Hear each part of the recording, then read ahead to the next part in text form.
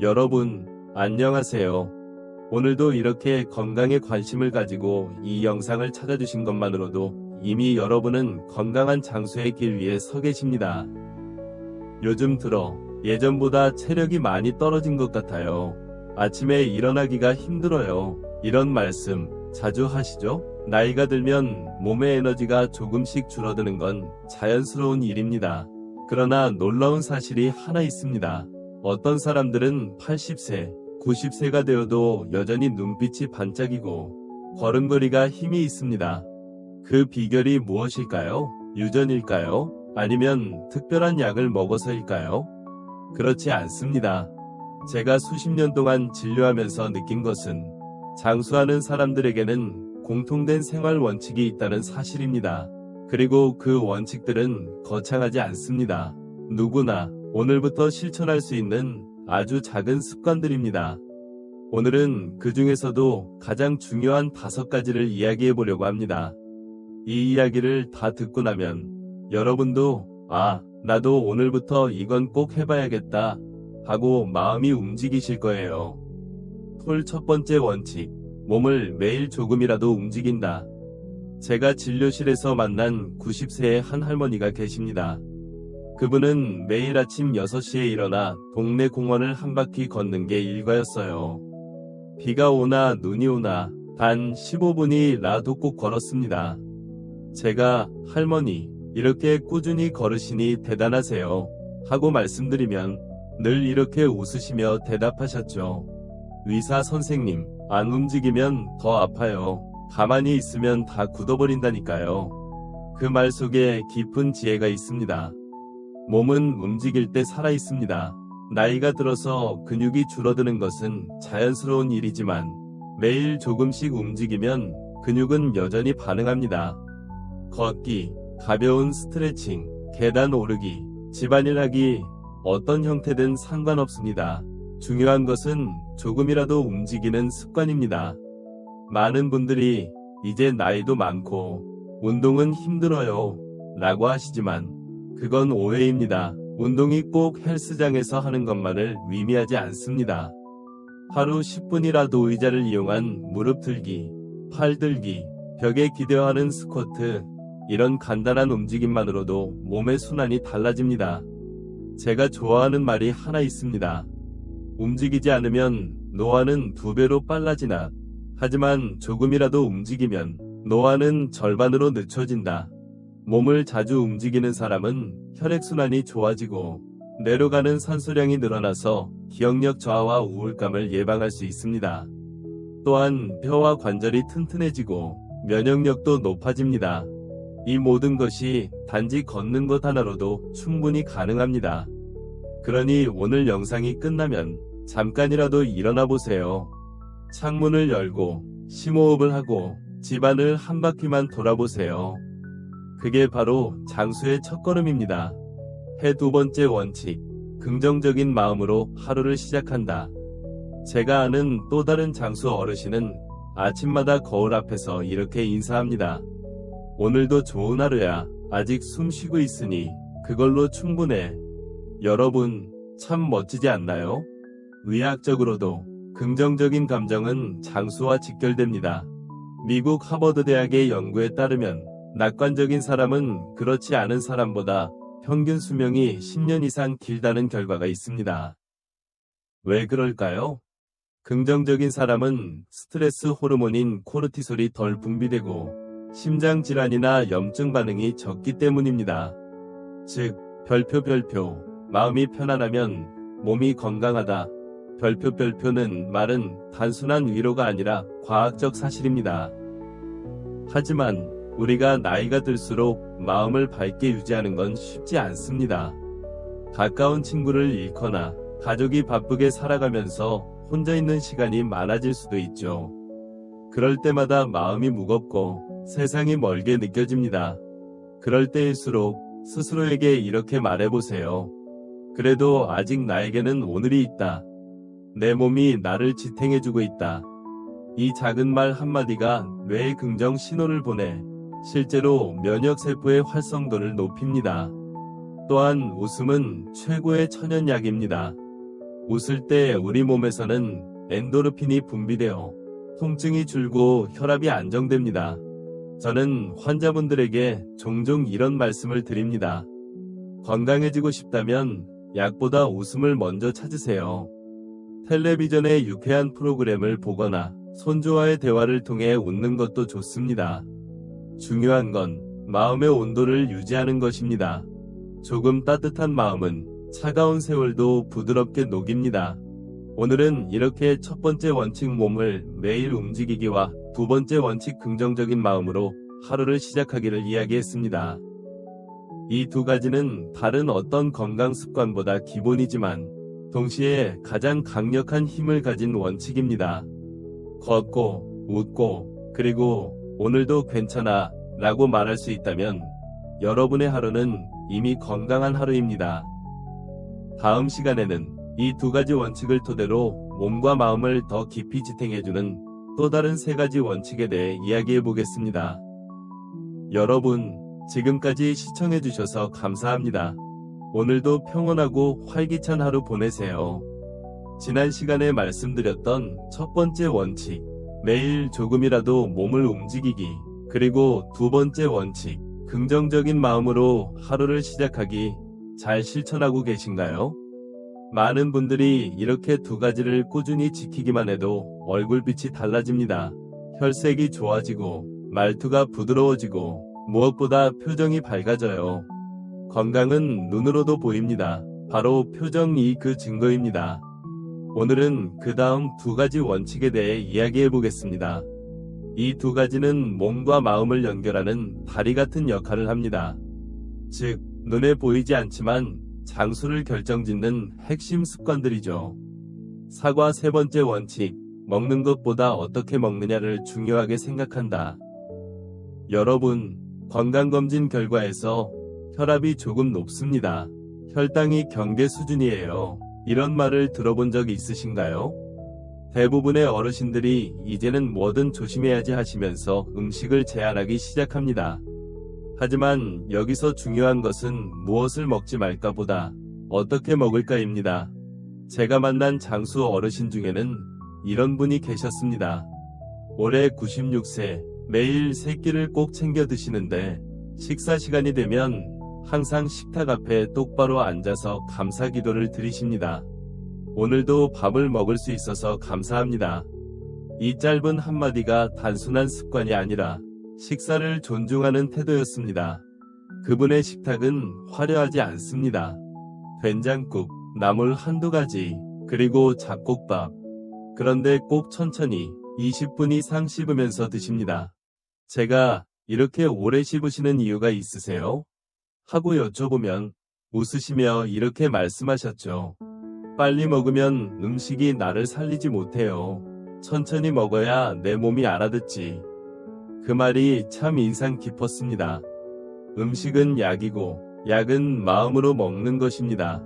천천히 씹는 것만으로도 소화가 잘 되고 혈당이 급격히 오르지 않으며 내가 배부름을 인식해 과식하지 않게 됩니다. 또한 식사 때 대화를 나누는 것도 아주 중요합니다. 혼자 밥을 먹는 시간이 길어질수록 식사량이 줄고 뇌의 인지 기능도 떨어진다는 연구 결과가 있습니다. 가능하다면 가족이나 친구 혹은 이웃과 함께 식사하세요.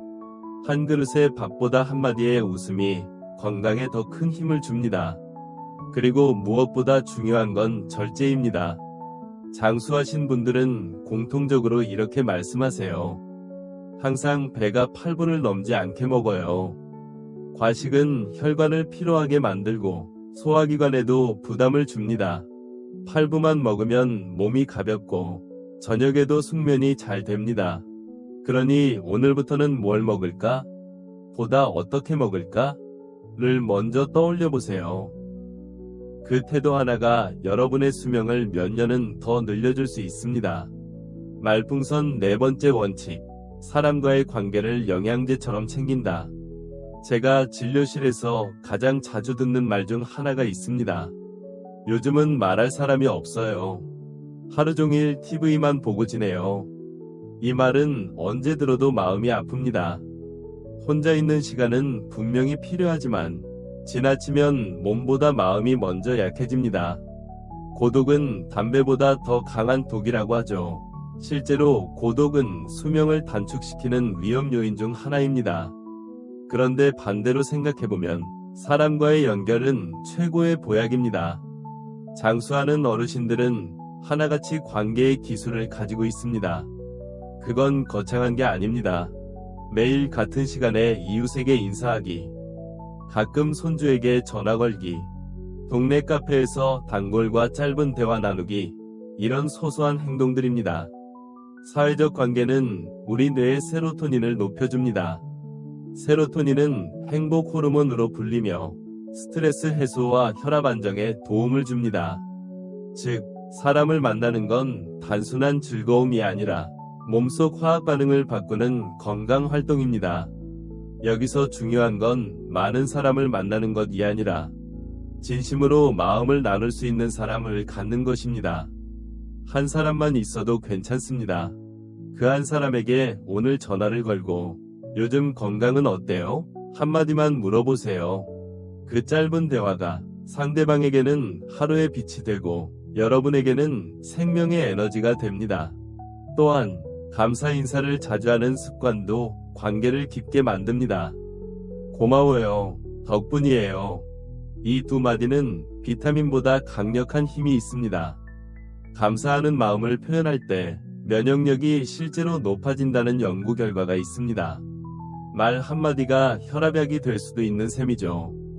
그리고 혹시 주변에 연락이 끊긴 친구가 있다면 오늘 용기 내어 한번 안부를 전해보세요. 그 한 통의 전화가 여러분의 마음을 훨씬 더 따뜻하게 데워줄 겁니다. 여러분, 지금까지 세 번째 원칙 음식의 태도와 네 번째 원칙 사람과의 관계를 함께 이야기했습니다. 어떤 음식보다 따뜻한 식탁, 어떤 약보다 진심 어린 대화가 우리의 몸과 마음을 지탱해 줍니다. 제가 진료실에서 항상 느끼는 것은 이겁니다. 몸은 음식으로 살아가지만 마음은 관계로 살아간다. 이 두 가지가 균형을 이루면 그 사람의 얼굴에는 나이보다 젊은 빛이 납니다. 이제 마지막 한 가지 원칙만 남았습니다. 지금까지의 네 가지가 몸과 마음을 건강하게 지켜주는 방법이라면 다섯 번째 원칙은 그 모든 것을 별표 하나로 연결해주는 인생의 축과 같습니다. 3부에서는 장수하는 사람들이 평생 놓치지 않는 마지막 비밀, 삶의 의미를 잃지 않는 마음의 자세에 대해 이야기해 보겠습니다. 끝까지 함께 해주세요. 지금까지 우리는 네 가지 원칙을 함께 이야기했습니다.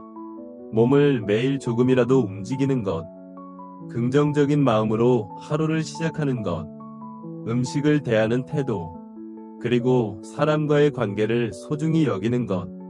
이 네 가지가 몸과 마음의 기초라면 이제 이야기할 마지막 원칙은 별표 삶의 방향을 잡아주는 나침반입니다. 장수하는 사람들은 단순히 오래 사는 것이 아니라 의미있게 살아갑니다. 그게 바로 다섯 번째 원칙입니다. 일출 다섯 번째 원칙, 매일 살아갈 이유를 되새긴다. 의학적으로도 놀라운 사실이 하나 있습니다. 삶의 목적이 뚜렷한 사람은 그렇지 않은 사람보다 사망률이 40%나 낮다는 연구 결과가 있습니다. 그 이유는 간단합니다. 삶의 이유가 있는 사람은 아침에 눈을 뜨는 순간부터 몸이 깨어나기 때문입니다. 일본의 장수마을 오키나와에는 이키가이, 생키가삐라는 개념이 있습니다. 이 단어는 살아갈 이유, 삶의 보람이라는 뜻이죠. 그곳의 어르신들은 하루를 시작하기 전 반드시 이렇게 말합니다. 오늘 내가 살아있는 이유는 무엇일까?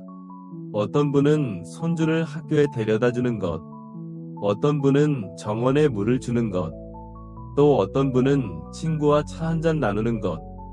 그 이유는 거창하지 않습니다. 하지만 그 작은 이유들이 하루를 움직이게 하고 마음에 활력을 줍니다. 저는 진료실에서 이렇게 묻곤 합니다. 선생님, 요즘 하루 중 가장 기다려지는 순간이 언제세요?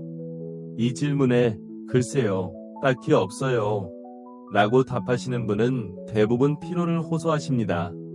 반대로 아침에 라디오 들을 때가 제일 좋아요. 손주 사진 볼 때요. 이렇게 대답하시는 분은 표정이 밝습니다. 기대감이 있는 삶은 면역력이 있는 삶입니다. 삶의 의미를 찾는 건 어렵지 않습니다.